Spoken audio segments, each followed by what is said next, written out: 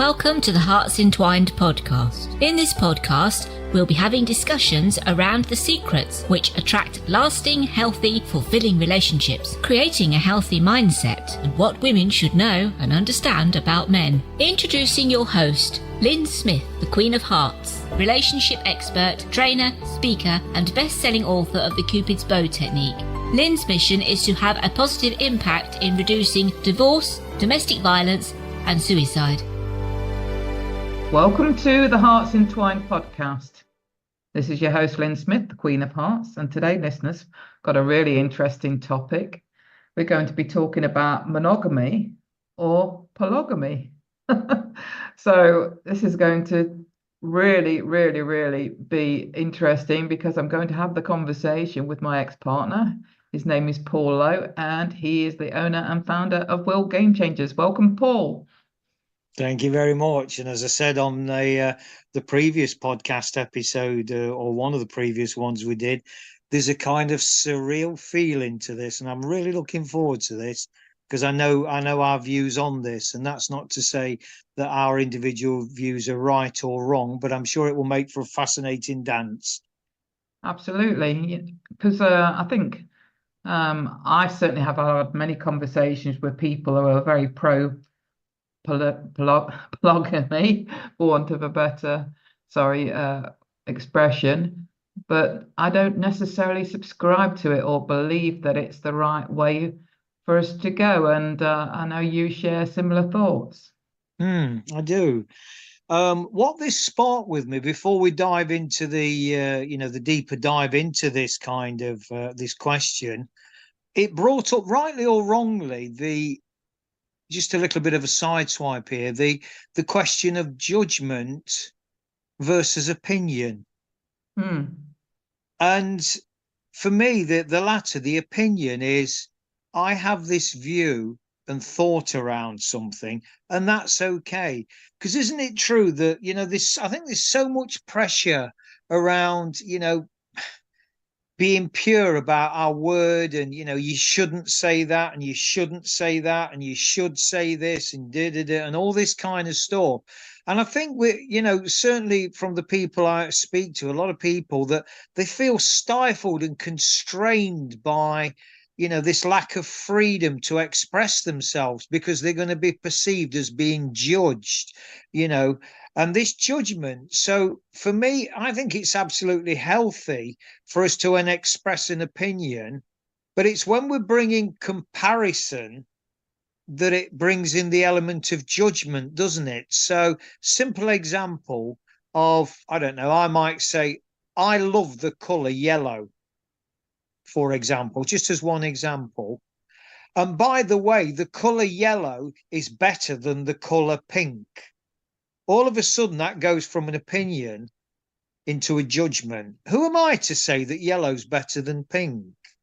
And, as is the way, and as you know, within our kind of many years together, I always run the risk of conversations, these dancers, of taking us down many rabbit holes. But I just kind of pre-frame that because this question that you've raised, I think, lends itself to, if we're not careful, and not just us particularly, but people in general, because I think people do have strong views around this one way or the other.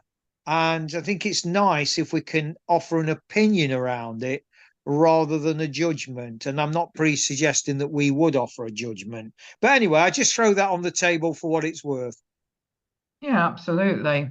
And I suppose my opinion around it is that I consider sharing an intimate sex act with somebody as a sacred act in its own right and its own self. And I, have been more conscious and aware of my own personal growth and my own spiritual path, not from a religious perspective, but, just from my own morals and beliefs perspective, around what standards do I want to live by. And for me, sharing a sex act for me is the ultimate act of intimacy with somebody and connection. And I feel that, when you have that special connection with somebody, that you then not only, can co-create another human life, but you can co-create,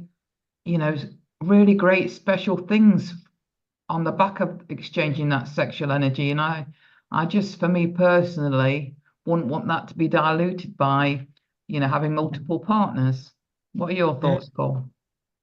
Yeah, well, I share that. I share that. But I also want, if I may, to give a kind of, a contrasting slant on that. And it's this. So, and you know this story because I've shared it with you many, many, many times during our time together. But when I was younger, and I'm going back to about 16, I got in a fight in a public place, and there was a man of the cloth that called me over.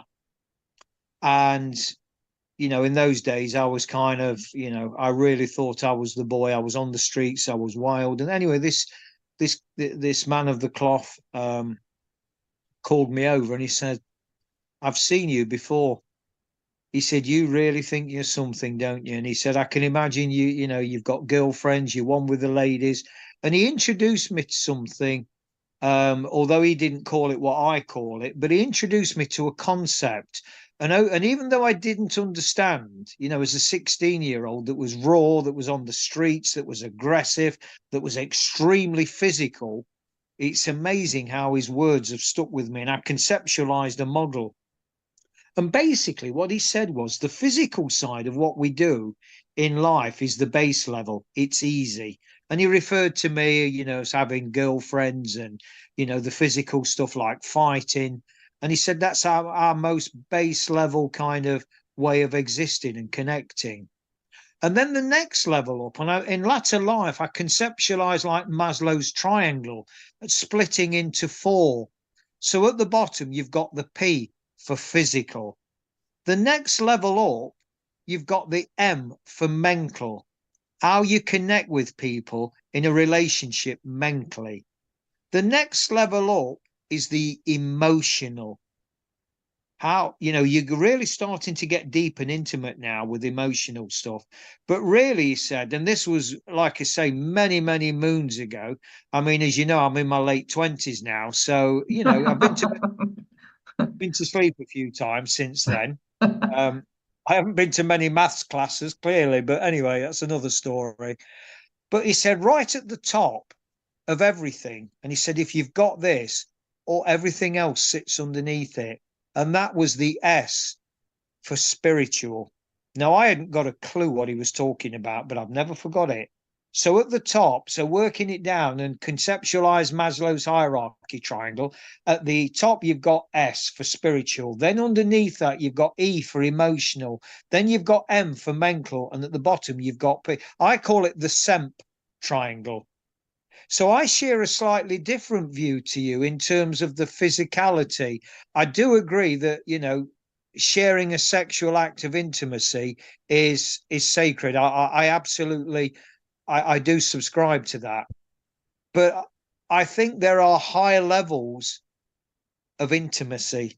And I think when you share something at a deeply spiritual level, I kind of agree with what this guy said to me when I was 16, many, many, many moons ago. So, there again, not offering a judgment in any way, shape, or form, but that's something that's helped to shape my world as the days, weeks, months, and decades have gone by. Yeah, yeah. And I suppose for me, I've had so many conversations with people, not only on the podcast, but other women and mainly and clients that talk about the reasons why they engage in polyamorous or polygamy type relationships. And it does seem, and again, like you said, this isn't from a judgmental point of view, but just from my own observation, that they're doing it because they feel they won't get as emotionally connected, and it's because they've been hurt in the past, and they feel like they're less likely to get hurt. Has been my perception, rightly or wrongly, as to why they would want to engage in having multiple partners. that it feels like there's less of a risk to being attached to somebody too strongly. And so that for me, I've sensed they've still got that barrier and the heart isn't fully open. I don't know what your experience has been, Paul. When you were speaking there, rightly or wrongly, what came to me, and I know we're both massive advocates of Tony Robbins' 6 human needs of psychology, and the 4th human need for love and connection. And I often use this in my own sort of coaching and mentoring work around, and if I had a dollar or a euro or a pound for every time I'd heard this, I'd be an extremely rich man.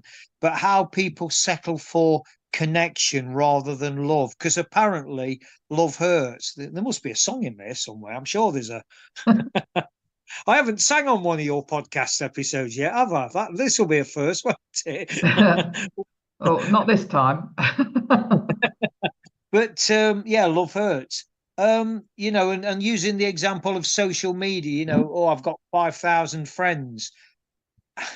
It's kind of safe, isn't it, to have that label of a inverted commas friend on social media, because if you then get an adverse comment or reaction on your feed, you can just delete them. It's kind of mechanical, it's safe, as you say. Whereas, and I don't believe that love hurts. I think it's for me personally, the most blessed gift that we can encounter. I really do. And that's come later in life. That's not always been. Has that always been the case? That's another podcast episode in its own. And you're well qualified to answer that one. But let's not go down that rabbit hole. Well, I don't know. You decide whether we do or we don't. You're the host. I'm the guest. Yeah, but that love and connection. And yet again, I can only speak my own truth of how I feel about this. Somebody mentioned this to me very, very recently, a matter of sort of just a few days ago. And as I shared with you off air, it sparked a reaction in terms of, the person was experimenting with polygamy. And it's like, oh, okay. And I didn't judge it, and I didn't, kind of pass comment, and then I'm looking at myself. Why did that made me react the way it did? What is it within me that I kind of felt? Well, it certainly sparked a reaction. Is it fair to say it triggered me in some way? Well, I don't know. That's a different thing altogether, but it certainly sparked a reaction. And it made me look at values. For me personally, my 5 values are the 5 L's: life, learning, loving, legacy, and loyalty. And in that loyalty, to quote Shakespeare, to thine own self be true. Because if you can't be true to yourself, how on earth can you be true to anyone else? And I just think, and yet again, I hasten, this is just my own value system, and listeners will, agree with it, disagree with it, whatever. But to have that loyalty to yourself, that intimacy with self-love, and then to share that with another is a sacred share. But when you're kind of sharing it all around, surely you're diluting that, and bringing it back to the scent model to have a really deep spiritual conversation, and I know there's this kind of, even with World Game Changers, together as one. Yes, we are together as one. But I think there's levels of intimacy. We don't bare our soul to every Tom, Dick, and Harry just because, anatomically we're joined and we are as one. Well, I don't anyway. There are levels, aren't there, of trust that you share with other people. And for me, this really speaks to this intimacy of, what is it I'm going to share with this person? Bit of a long-winded answer. Have I addressed the question, or have I gone down too many rabbit holes there? I forgot what the question was now. Yes, I do have this effect, listeners. No, I think, we're both very much on the same page regarding this. And, we've both done a lot of healing. we've both done a lot of personal growth, and we're both following what we feel is a very much, a high level spiritual path, which doesn't mean that we think we're better than anybody else on the planet. It just means that, like you say, we have our own set of standards, morals, and beliefs by which we live by. And I share what you said, around not wanting to dilute that by sleeping with many different partners. And I've actually seen, people on the other side of that have done that have massively regretted it as well, because they thought it would protect their heart, but it doesn't, because feelings become involved with humans, and that's what differentiates us from a lot of other creatures on the planet, isn't it? It is, but I mean, yeah, absolutely. But I want to kind of continue to stretch this, if I may. And in terms of that kind of loyalty, to your partner, to yourself. So what, I mean, I think, if people cheat, then it's blatantly obvious that, what the situation is. There's betrayal there. But begs the question, when you're sharing secrets and intimacies around emotions, you can call it pillow talk, but if you're sharing those intimate things that only two people know between each other, and then you're kind of then going in with a third party or a fourth or fifth party, and that pillow talk, for want of a better phrase, that's surely that emotional. And maybe I'm too guided by my own semp Megal, which has stood me in very good stead over the years and the decades. But that emotional betrayal, that's very, very, very powerful, isn't it? I mean, I'm not diluting or playing down, the infidelity and how hurtful that is. I'm not creating a hierarchy, but I don't know.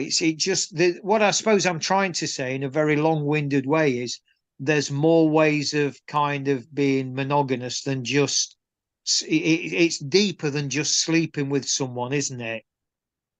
Oh yeah, absolutely. I agree with that. And I think a lot of us, if we're honest with ourselves, do want that one person that, is that true love, for whatever period of time that might be in our relationships, that feels like they're totally devoted and totally 100% committed to you as their partner. Yeah. And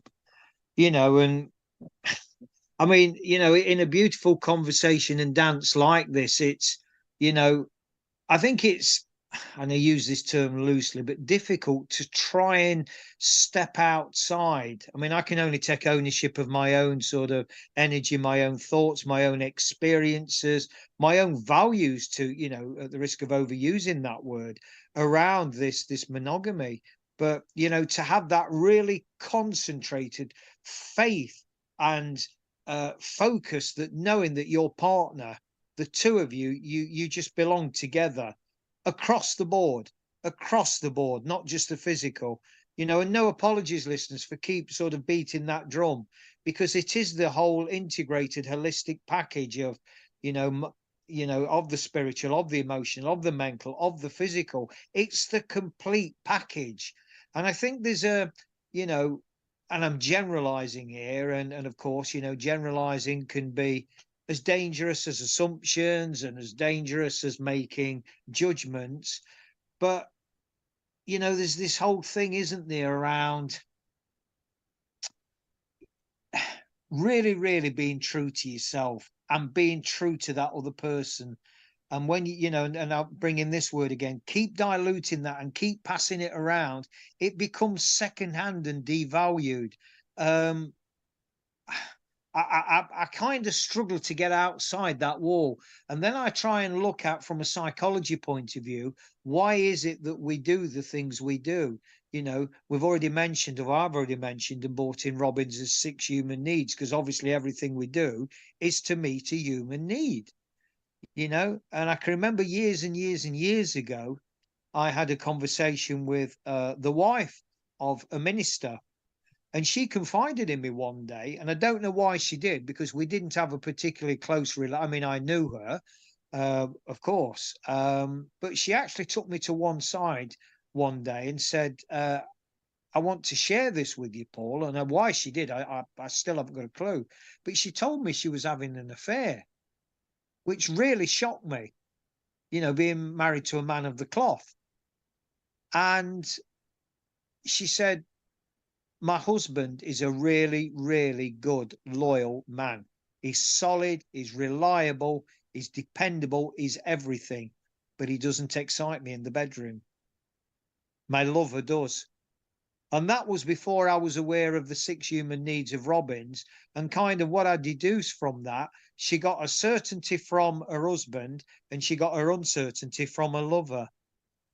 So, people will draw from that what they will. But this is why, yet again, the kind of, we'll do anything, we'll compromise our values, apparently, to quote Robbins, we will compromise our values to meet our needs.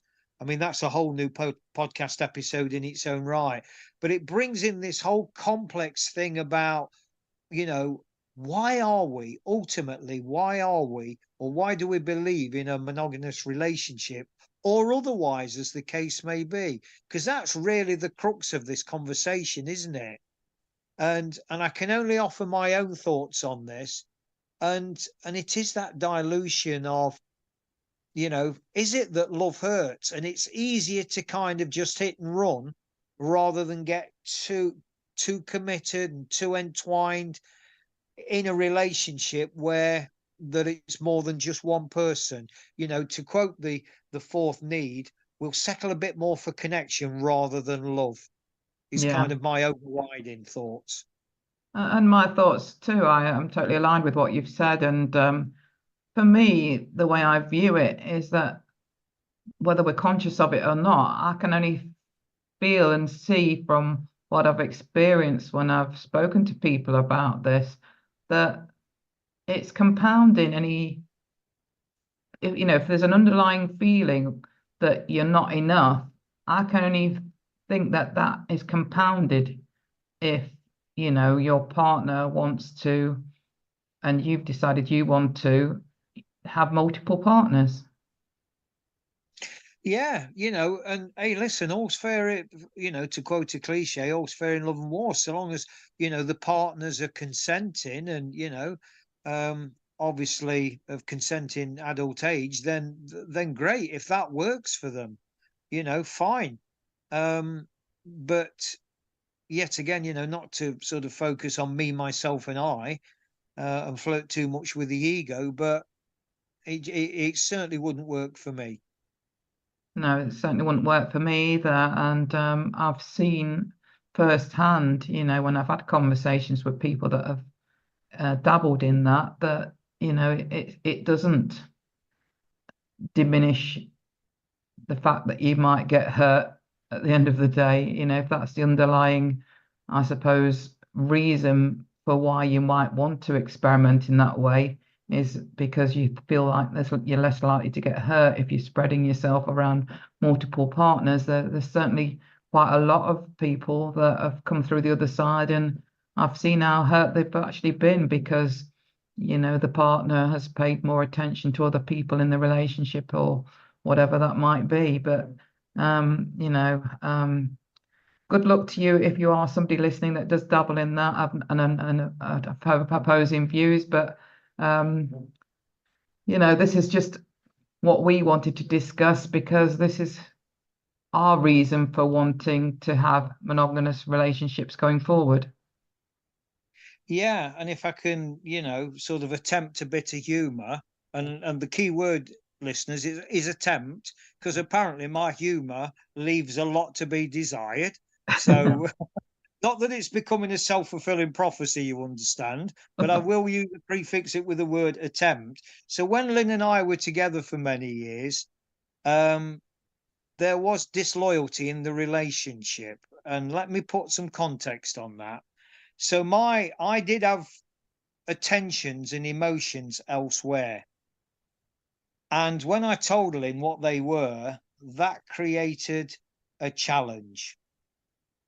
when she told me what hers were, it was a double whammy. So allow me to bring this, as I'm looking at her on camera now and she's smiling, bring this into some context. My love, my other love, my big love was Nottingham Forest Football Club. Now, Lyn was not prepared to share, which was a bit of a problem. But then she added insult to injury by telling me her allegiances lied with Leicester City Football Club. And, you know, the relationship thereafter became problematic. Anyway. Well, it's funny because we was talking about this earlier, but, you know, I've always referred to Paul's, you know, relationship with his football club and also his computer and his phone as being his mistresses. But, you know, that was in a light-hearted, fun, banterish type way. And, you know, and that was the only disloyalty that we experienced, just to put it straight in people's minds. And I think on that humorous note, we'll bring in the in situ one, shall we? So Lyn and I recently, and I mean a matter of kind of a couple of hours ago, we was having a conversation, listeners, and, you know, my laptop's called Bessie. Now, Bessie's been with me 10 years, and Lyn and I were together 10 years, 10 years. And, you know, so there was an overlap, and I was saying how, you know, lovingly loyal Bessie's been to me. And, you know, she kind of tolerated Lyn, you know, bearing in mind that this is a laptop. She tolerated Lyn because Lyn was already in situ.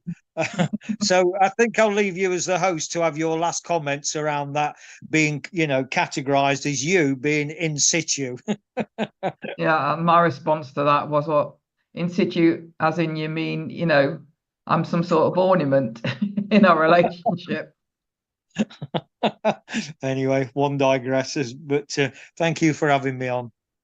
You're very welcome. And on that note, I think it's time to wrap up the episode. And thank you very much for having a very insightful conversation around polygamy, get me words out, versus monogamy, ?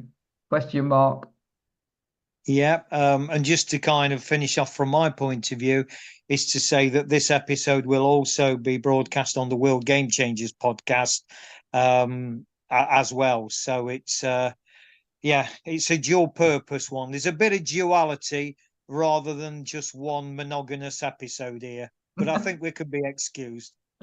Absolutely. So it just leaves me to say that true love starts with opening our hearts. Until next time, goodbye for now. Thanks for listening to the Hearts Entwined podcast. You can follow Lyn via the Facebook group 2 Hearts Entwined, or search Lyn Smith, inspirational speaker, at LinkedIn, or email lyn@hearts-entwined.com. That's LYN@hearts-entwined.com. Remember, true love starts with opening our hearts.